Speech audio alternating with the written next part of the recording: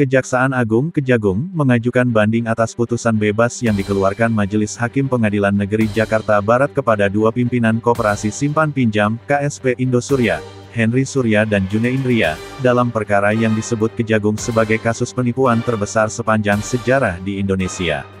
Putusan Majelis Hakim yang diketuai oleh Syafruddin Ainur atas kasus dugaan investasi bodong yang merugikan sekitar 23.000 nasabah dengan total nilai kerugian mencapai 106 triliun rupiah itu merupakan bentuk ketidakadilan hukum di Indonesia, kata seorang korban.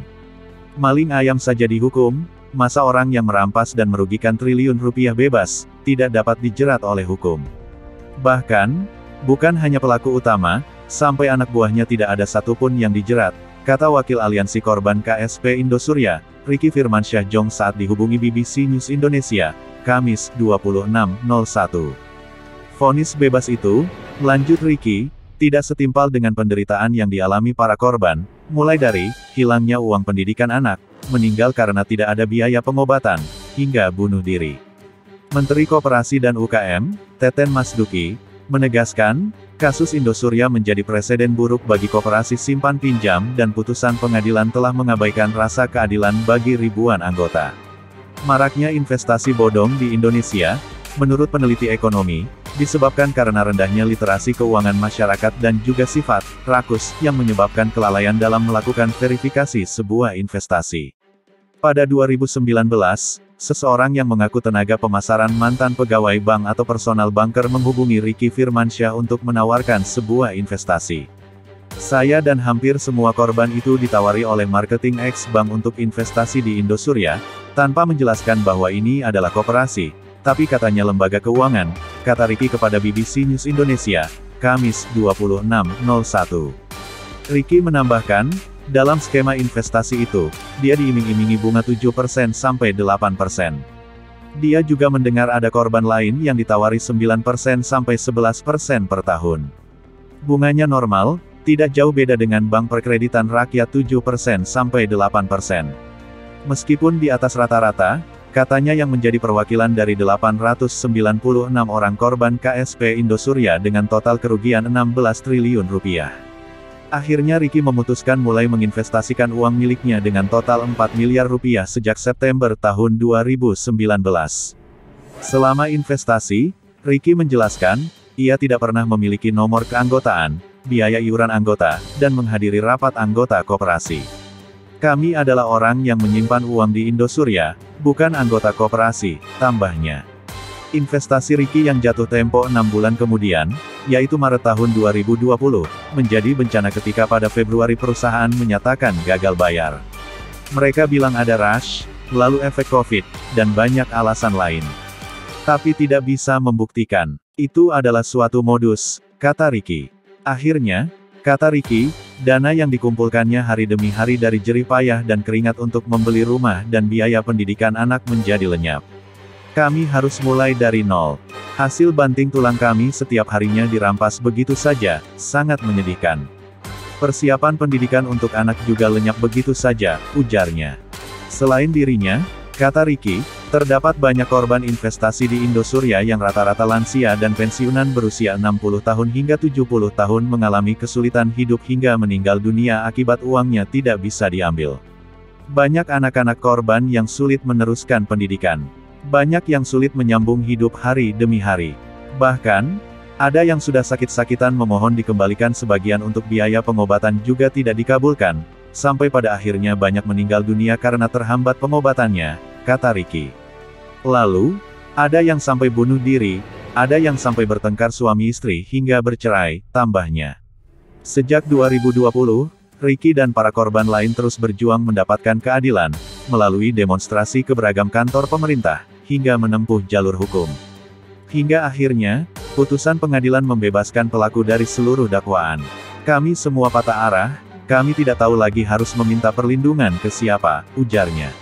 Kami mengumpamakan ibarat seorang maling ayam saja bisa dihukum, masa orang yang merampas dan merugikan sebesar triliunan rupiah tidak dapat dijerat oleh hukum.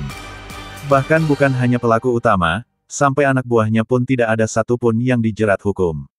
Para pengurus bebas, keluhnya. Majelis Hakim Pengadilan Negeri Jakarta Barat, Syafruddin Ainur, Dede Suryaman, dan Sri Hartati menyatakan bos KSP Indosurya, Henry Surya, bebas dari dakwaan dugaan penipuan dan penggelapan, pada Selasa, 24/01. Menyatakan terdakwa Henry Surya tersebut di atas, terbukti melakukan perbuatan yang didakwakan, tetapi bukan merupakan tindak pidana melainkan perkara perdata onslaught van recht vervolging, kata Hakim Ketua Syafruddin Ainur dikutip dari Sistem Informasi Penelusuran Perkara SIPP PN Jakarta Barat, Kamis 26/01. Melepaskan terdakwa Henry Surya oleh karena itu dari segala tuntutan hukum sebagaimana didakwakan dalam dakwaan alternatif ke-1 pertama dan dakwaan kedua pertama. Jaksa penuntut umum sebelumnya mengajukan tuntutan 20 tahun penjara dan denda 200 miliar rupiah kepada Henry Surya karena diduga melakukan penghimpunan dana dari masyarakat dalam bentuk simpanan tanpa izin otoritas terkait dengan kerugian ekonomi korban sebesar 16 triliun rupiah. Pekan sebelumnya, Rabu, 18/01, terdakwa lain June Indira juga dinyatakan tidak bersalah oleh pengadilan dari tuntutan 10 tahun penjara dan denda 10 miliar rupiah. Atas putusan terhadap kedua terdakwa itu, Jaksa Agung ST Burhanuddin mengatakan, telah memerintahkan jajarannya untuk melakukan kasasi, Rabu, 25/01. Kejagung juga menyebut, secara total, terdapat sekitar 23.000 orang yang menjadi korban dugaan penipuan dan penggelapan KSP Indosurya, dengan seluruh kerugian mencapai 106 triliun rupiah. Mengutip laporan hasil analisis Pusat Pelaporan dan Analisis Transaksi Keuangan (PPATK), Kejagung menyebut kerugian yang disebabkan Indosurya menjadi yang terbesar sepanjang sejarah di Indonesia. Bareskrim Polri telah menyita belasan aset milik petinggi Indosurya, di antaranya berupa tanah, bangunan, apartemen, dan gedung perkantoran di wilayah Jakarta. Kemudian, polisi juga menyita 43 mobil mewah dan uang dalam 12 rekening. Total aset yang disita sebesar 1,5 triliun rupiah. Menteri Koperasi dan UKM, Teten Mas Duki, menyebut, kasus KSP Indosurya menjadi preseden buruk bagi koperasi simpan pinjam di Indonesia. Menurut Teten, putusan itu juga telah mengabaikan rasa keadilan bagi ribuan anggota KSP Indosurya yang dirugikan. Kalau seperti ini, orang akan semakin kapok menjadi anggota koperasi simpan pinjam, kata Teten dalam siaran resmi, Kamis 26/01.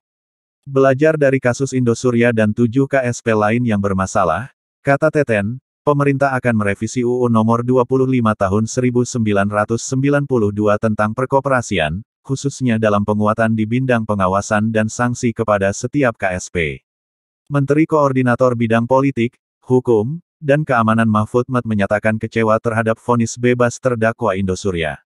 Walau demikian, Mahfud mendorong Kejagung untuk mengajukan banding. Investasi bodong terus menelan korban di Indonesia. Sebelum kasus Indosurya, masyarakat juga mengalami kerugian dalam investasi ilegal dengan skema robot trading atau opsi biner binary option. Setidaknya terdapat 2 pelaku yang ditangkap polisi dalam kasus itu, yaitu Indra Kents lewat aplikasi Binomo, dan Doni Salmanan dengan aplikasi Quotex. Investasi ilegal menimbulkan kerugian di masyarakat pada tahun 2022 mencapai 109 triliun rupiah, menurut data Satgas Waspada Investasi, SWI, dengan total kerugian dari 2018 hingga 2022 mencapai lebih dari 123 triliun rupiah. Kerugian ini belum termasuk kasus KSP Indosurya. Peneliti dari Center of Reform on Economics, KOR Indonesia, Etika Karyani mengatakan, masyarakat kerap menjadi korban investasi bodong karena tergiur dengan keuntungan yang cepat dan besar. Motifnya ingin cepat mendapatkan keuntungan yang besar dan instan, tanpa melihat atau menelusuri adanya penipuan atau jebakan dalam investasi tersebut. Dengan kata lain, sifat greedy, serakah, dan juga malas dalam mengkonfirmasi terkait legalitas dari lembaga penyelenggaranya, kata Etika. Dia menambahkan, berkaca dari kasus KSP Indosurya, masyarakat harus curiga jika menemukan perusahaan yang menawarkan untung yang menggiurkan. Ingat prinsip high risk high return. Seperti pada kasus KSP Indosurya yang menawarkan imbal hasil melebihi 20% setahun. Imbal hasil ini sangat tidak masuk akal. Kasus gagal bayar KSP Indosurya Cipta juga menghancurkan citra koperasi di Indonesia, ujarnya. Selain sifat yang rakus, maraknya investasi bodong, menurut Direktur Eksekutif Segara Institute, Peter Abdullah juga disebabkan oleh sangat rendahnya literasi keuangan masyarakat. Kalau masyarakat tidak peduli, tidak belajar, dan tidak mau meninggalkan sikap serakah akan susah, Akan terus ada kasus investasi bodong, kata Peter.